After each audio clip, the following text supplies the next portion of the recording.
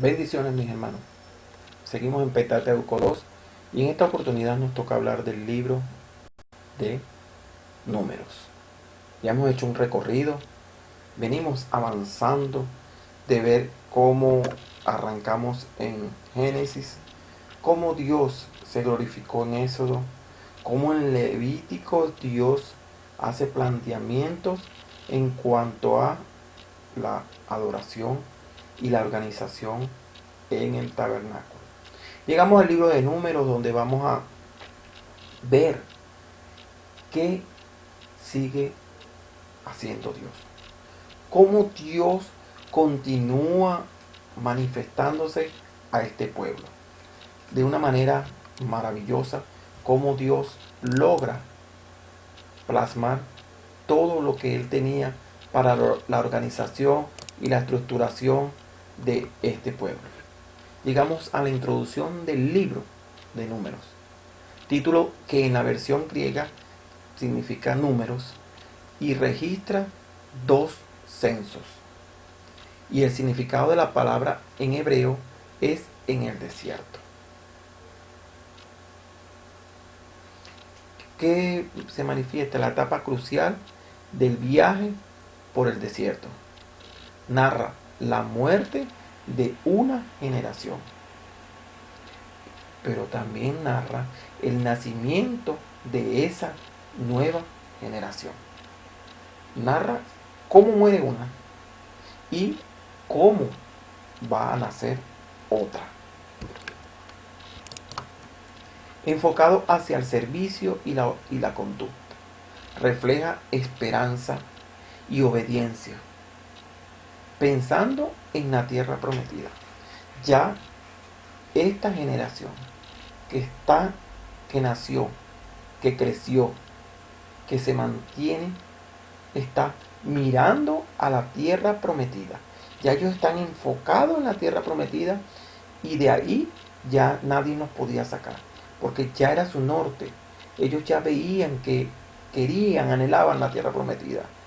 El título de este libro se refiere a los 2 cómputos detallados. Los 2 cómputos detallados que son los censos de los cuales estamos hablando, realizados a las 12 tribus de Israel, y se pueden manifestar en Números 1 y en Números 26. ¿De qué trata el primer censo? Se realiza a los 2 años de la salida de Egipto. Ahora usted se dirá y pensará, a los 2 años de la salida de Egipto. ¿Qué quiso hacer Dios ahí? Con este censo, Dios está ubicando, viendo cuántos eran para organizarlos y así saber el cómputo total de la población. El segundo, a los 40 años con los nacidos en el desierto. Eso se puede apreciar en Números 14 y del 20 al 35. Entonces ahí se puede ver. Y del 64 al 65 también, de ese mismo. Entonces ahí se puede apreciar que Números es uno de los libros, si se quiere, triste de la Biblia, porque demuestra el fracaso al no cumplir con lo que Dios pedía. Quiero que se entienda este fracaso. Se demuestra el fracaso al no cumplir con lo que Dios pedía. Perdón. El fracaso con lo que Dios pedía, llegando a ver los linderos de la tierra prometida, pero con una mentalidad de esclavo. Entonces, ese fracaso era fracaso humano. Tenemos que tenerlo presente, que aquí se está hablando del fracaso humano al no cumplir lo que Dios pedía. Dios les está pidiendo a ellos desde el libro de Levítico, donde los organizó para que cumplieran las leyes. Y ellos ven como un fracaso el no poder cumplir con lo que Dios les está diciendo. ¿Por qué? ¿Por qué? Por la mentalidad de esclavo que todavía manejaban. Y aquí vemos que el tabernáculo estaba para que se cumpliera esa obediencia y se cumpliera con todo lo que Dios había dicho. Porque en el tabernáculo era que se converge todo lo que significaba vivir. Todas las quejas, dudas, inquietudes, de hecho, los pecados que tenían que llevarse al tabernáculo. Entonces era por eso que el tabernáculo seguía siendo la sede de la presencia de Dios. Jamás dejó de serlo, jamás. Y estaba para eso que ellos estaban manifestando, ese estrés de la vida en el desierto, con la poca comida y las privaciones y todo el sufrimiento que ellos estaban teniendo. Para eso estaba el tabernáculo, para la manifestación de lo que las carencias y las necesidades que ellos tenían. Era un lugar para llevar esas necesidades. El primer censo se realizó en el Sinaí y el segundo censo se realizó frente al Jordán. Pensando en el fracaso. Esta parte es muy interesante porque las pruebas del desierto es provechoso para la nueva generación. Fíjense en eso. Las pruebas del desierto son provechosas para la nueva generación, cosa que no era para la antigua generación. ¿Por qué? Por la mentalidad que tenían. El desierto se entiende que no era el mejor lugar para vivir. Eso se entiende. Eso es algo que se entendía, que no era el mejor lugar para vivir. Eso lo entendía. Y el mismo Dios lo sabía. Dios sabía que no era el mismo lugar, pero era el lugar para ellos deslastrarse de lo que tenían, para ellos sacar lo que tenían, para ellos borrar su pasado. Lugar de maduración y aprendizaje.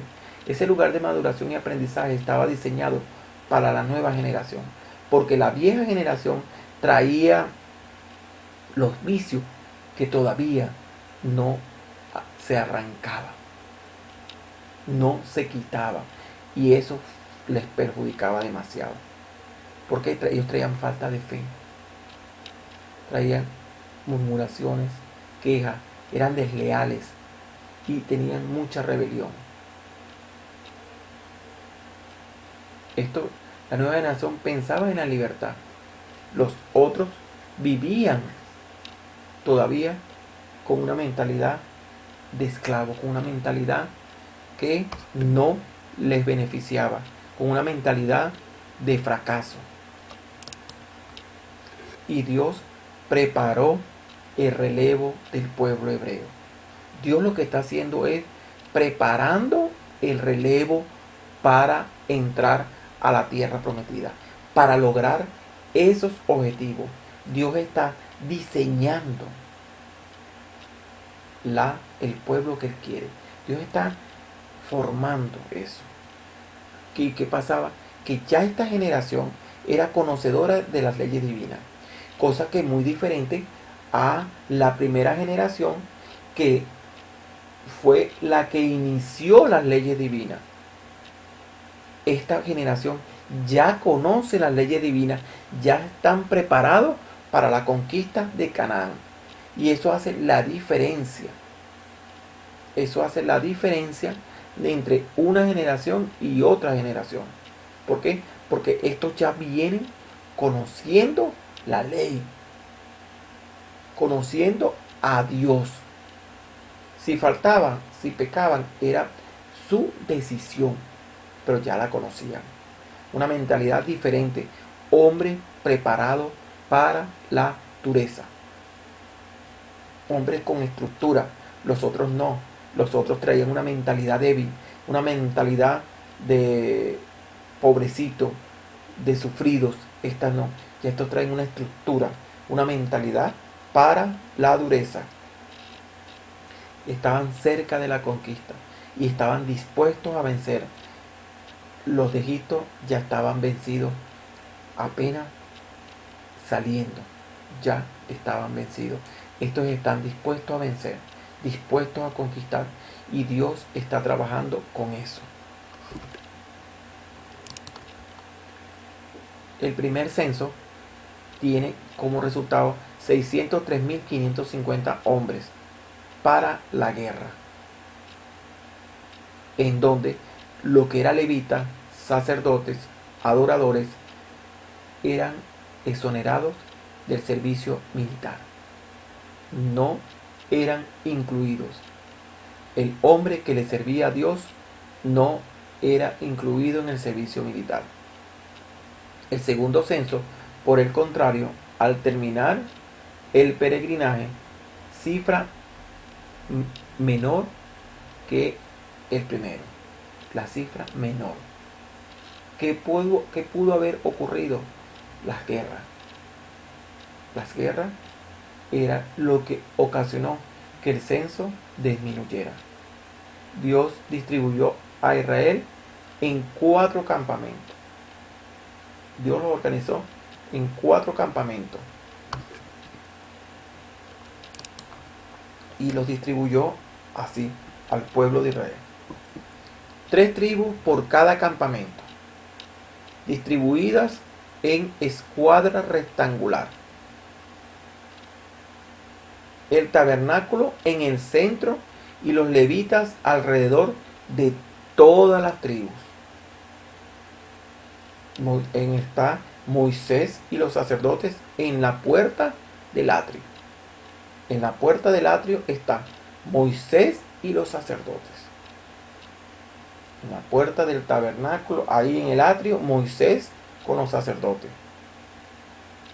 Al este, Judá, Isaacar y Zabulón.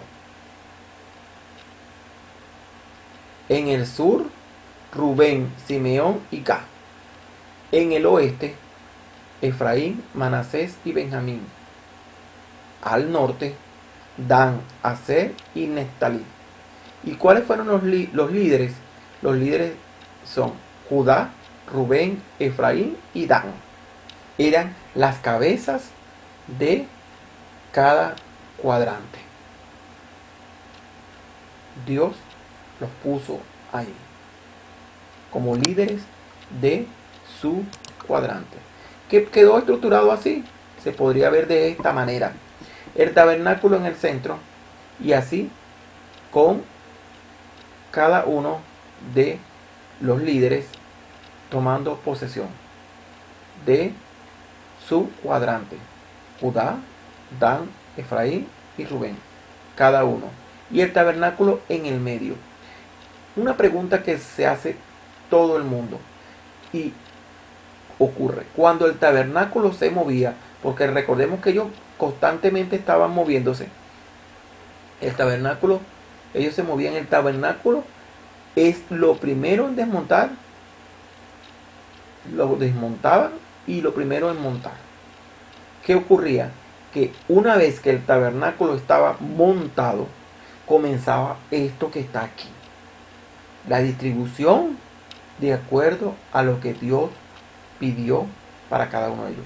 Siempre el tabernáculo en el medio y las tribus distribuyéndose así, de esta manera, alrededor del tabernáculo. Cosa que no afectara lo que Dios estaba pidiendo. Y ahora algo muy interesante. Nosotros, después de haber recorrido, hemos estudiado, si se quiere decir, de la manera que lo estamos haciendo, libro a libro, libro a libro, sistemáticamente cada parte del Pentateuco. Llegamos aquí a este momento donde Dios viene organizándolo, pero ya desde el punto de vista sociológico, desde el punto de vista humano, en cómo iban a quedar distribuidos ellos, cuántos eran para hacer esta distribución, y lo importante que es que se hayan distribuido de esa manera. Entonces uno dice, wow, verdaderamente, qué, qué maravilloso es lo que Dios hace en cada etapa de la vida. En cada etapa. Dios estaba creando, formando a esta nación. Dios la estaba formando a esta nación. Y Dios sabía cuáles eran sus semejantes. Dios lo tenía estructurado, Dios lo tenía pensado y lo plasmó. Ahora, ya pensando cada uno de ellos desde su punto de vista ya formativo. Porque ya conocían leyes, conocían la ética, conocían la moral, conocían todo lo que Dios quería. Ahora los organizó. Esto que pensando ya en la tierra prometida, pensando ya en la estructura para entrar a esa tierra que les pertenecía a ellos, la tierra que Dios le iba a dar. Comparto una reflexión. Bendiciones, mi hermano. Se puede apreciar lo interesante de estudiar la historia antigua. Sí, yo no me canso de sentirme contento cada vez que estudio, cada vez que estoy en formación. ¿Por qué? Porque es demasiado grato estudiar el Pentateuco, en donde se está llevando paso a paso para que una vez que se termine la asignatura queden las herramientas para poder estar en capacidad de entender e informar y asimismo ayudar a otros, porque la finalidad es, como digo yo, no indigestarnos espiritualmente. A veces uno le da indigestión porque uno aprende, come palabra. Entonces uno se va indigestando. Se lo digo por experiencia propia. Yo sufrí una indigestión espiritual. Yo estudiaba y me formaba y me preparaba. Pero yo no quería dar nada. Yo no quería impartir la enseñanza, yo no quería nada. Y entonces un día el Señor me sacudió. Yo digo, ¿hasta cuándo vas a estar indigestándote? ¿Cuándo tú vas a dar? Y ahí fue que empecé a dar. Eso es lo que les estoy diciendo aquí.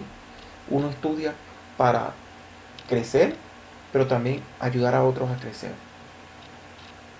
Y cuando uno aprende a explicar el Antiguo Testamento, tiene una riqueza incalculable, mi hermano, para el creyente, para la persona y para otro creyente que está necesitado de lo que usted le va a dar. Es por eso que qué bendición y qué maravilla estudiar de esta manera el Pentateuco, porque estoy convencido de que no somos los mismos que arrancamos en Génesis. No somos los mismos. El avanzar semana a semana es un desarrollo impresionante. Que cada libro, sin salir de la estructura de una sola nación, un solo pueblo, un solo objetivo, pero donde Dios va estructurando cada etapa de este pueblo, es una bendición. Es una bendición. Porque el número de que muchos lo pueden ver como no necesario, insignificante, eso es el censo para ya organizar lo que está por venir. Organizarlo. Porque después vendrá el momento donde toca la asignación de la tierra prometida. Y cuando eso ocurra ya, usted va a pensar en números. Cuando eso ocurra ya en Josué, usted tiene que poner la mirada en números y decir, lo que Dios comenzó en números, aquí se está plasmando. Y es así, mi hermano, es así. Esta introducción nos sirve para eso, para concientizar el estudio bíblico. Dios me lo guarde, Dios me lo bendiga, mi hermano.